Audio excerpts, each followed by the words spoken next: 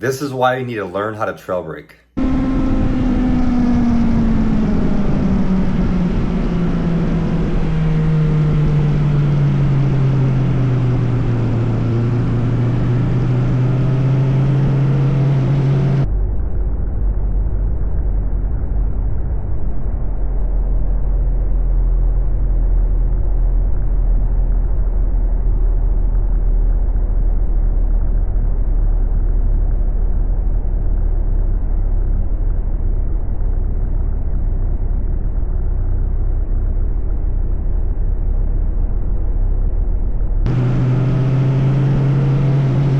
All right, everyone, so what you just saw is a really good example of what not to do. So this rider was not trail braking at all. So 3 or 4 turns before this, he's off the brakes and just leaned into the corner. Not only that, he cracked open the throttle and he wasn't done adding lean angle yet. So you never add lean angle and positive throttle at the same time.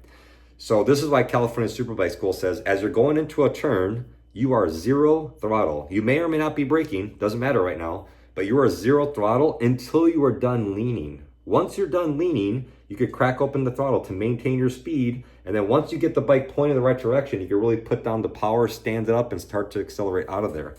So in that clip you just saw, so I'm on the brakes, so he's on the brakes, I'm on the brakes. We're going into the turn, he gets off the brake. And I'm like, holy crap, he's off the brake already? And now he's adding a whole lot more.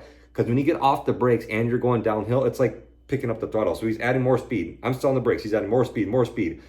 Not only is he off the brakes way earlier, I was on the brake 30 feet longer than him. He cracked open the throttle. Now he has positive throttle and he's adding lean angle. That's why the front tire almost washed out. He recovered it, but then he almost went off the cliff into the guardrail. So very, very lucky rider. So after all this stuff, so that freaked him out, right? So we got down to the halfway point. I talked to him for about a good 15 minutes.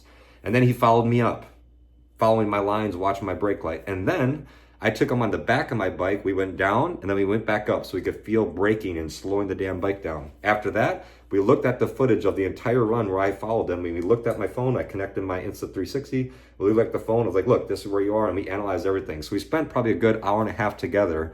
And after all that stuff, he really understood. Look, before the turn, braking for the turn, middle of the turn, like corner speed, lean angle, exiting the turn, setting up for the next turn. The only tool he had was this. And this is what this was.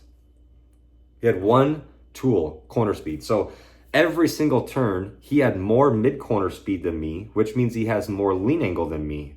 But I was quicker going in and I could be quicker coming out. So I'm overall way faster than this rider, but I have less lean angle than him. Think about that. You could go quicker and be safer because I have less time spent on the edge of the tire and I have less overall max lean. So when we went down, then we went back up. I took him on the back, we went down and we went back up. And I didn't get more than 45 degrees of lean because I'm not cornering fast. I'm trying to get the corner over with fast. So he's going through and just railing the corner like he's on a little R3 because on a little bike, you don't have power, right? So you got to maintain corner speed. You have to maintain the momentum. On a big bike, you forget about corner speed. You want to drive it in on the brakes as upright as you possibly can. Slow the bike down, sacrifice corner speed, let it get pointed so you can use the engine to power up and out of there. And even though he's on a 600, I want him to have big bike mentality, which means get off the edge of the tire as early as you possibly can. Stop trying to lean more and go faster mid-turns. Maybe sacrifice 5-10 miles per hour of mid-corner speed to get the bike direction to stand it up and accelerate. And this is the example. So this happened one more time as we were going down. Like I thought he was going to low side because he has so much corner speed and lean angle. And going downhill, you need way more brakes for longer duration. So he's on the brake, I'm on the brake. We're going through almost every turn. Right after or right before he leaned, he's off the brakes and just carrying a whole lot of corner speed and lean angle. I'm still on the brakes this whole time going behind him like, dude, what the hell? You're off the brake. So he didn't know how to trail brake. He didn't understand what that meant. So when you're on the brakes, you load the tire up. You load the suspension, you load the tire up, you got all that grip, which is good. But if you go off the brakes and unload and everything and just say, screw it and lean, especially going downhill, this is why the beginner level information on the brakes, off the brakes don't work whenever you're riding at a quicker pace or whenever you're going downhill. Think about it like this. Go in your car, go to the top of a mountain, put your car in neutral. You're going down the hill, you're picking up momentum, it's in neutral. Get on your brake, right? Right before you turn the wheel, let go of the brake. You're gonna gain a lot of momentum, right? You're like, holy crap. So everybody knows how to trail brake and everybody already does it. When you're going downhill, you need to be on those brakes for a long time, pretty much to the halfway point, right? He did not understand that. And this was a direct result of not understanding, keep those damn brakes on longer as they're going downhill. And if you have so much corner speed and you're adding lean angle at the same time because you have positive throttle. So don't do anything with the throttle, zero throttle until you're done leaning. And I want you to go slower in the middle of the turn to get the bike direction so you can stand it up off the edge of the tire and put down the power and accelerate out of there. So after the whole hour and a half time we spent together, the two up, the recording, the feedback, he got it. He understood, which was really good. And I told him, you learned an extremely valuable lesson and you didn't have to crash. You almost crash, which is the best case scenario. Almost crashing is way better than crashing. So I was like, I want you to take this seriously, dude. This is a tremendous amount of fun, but this is very dangerous if you don't know what you're doing. I was like, I almost pulled every bit of my hair out watching you, following you going down because you're so close to low side. You have so much corner speed and lean angle every turn. It's just so much more risk. You're going slower with more lean. I'm going faster with less lean. Who's safer, right? So he got the point. He got the point. So just for a while, sacrifice corner speed, get the bike to slow down, stay on the brakes all the way to the halfway point.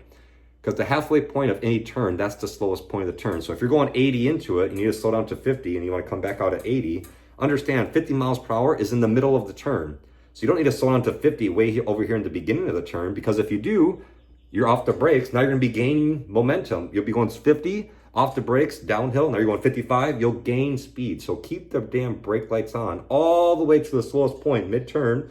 And if you're still going too fast, stay with the brakes. Slow, slow, slow, slow, slow. If you overslow the turn, are you hurt? No big deal. I'd rather him overslow every damn turn and keep those brake lights on to really slow down, get that bike pointed and accelerate nice and smooth out of there, than do what he did. Let go of the brakes and just freaking rail it. I'm like, bro, there's a time and place for everything, and the time and place to have that much corner speed and that much lean angle is the damn track.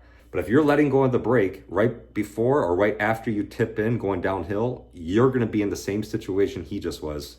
I promise. So learn from his mistakes. Stay with the brake until you get the bike under control. Don't just give up on the brakes. It's okay to be on the brake. You're trail braking, right? You're on, say you're braking 50%. As you start to lean, you slowly release the brake.